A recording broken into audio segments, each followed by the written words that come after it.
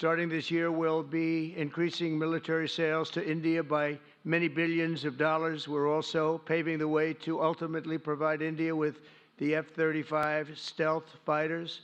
The United States and India will be working together like never before to confront the threat of radical Islamic terrorism, a threat all over the world, actually.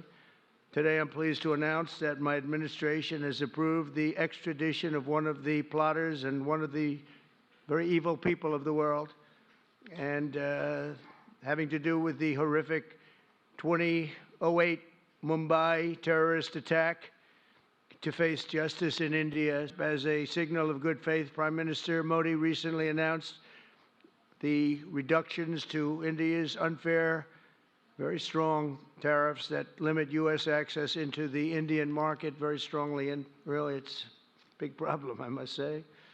India imposes a 30 to 40 to 60 and even 70% tariff on so many of the goods, and in some cases far more than that. And as an example, a 70% tariff on U.S. cars going into India, which makes it pretty much impossible to sell those cars.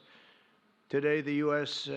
Trade deficit with India is almost $100 billion, and Prime Minister Modi and I have agreed that we'll begin negotiations to address the long-running disparities that should have been taken care of over the last 4 years, but they didn't do that, in the U.S.-India trading relationship, with the goal of signing an agreement.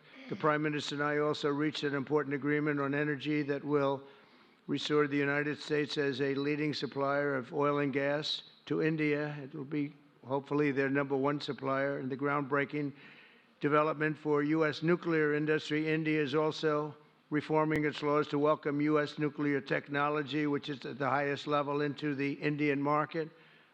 This will bring safe, clean, and affordable electricity to millions of Indians and tens of billions of dollars to the U.S.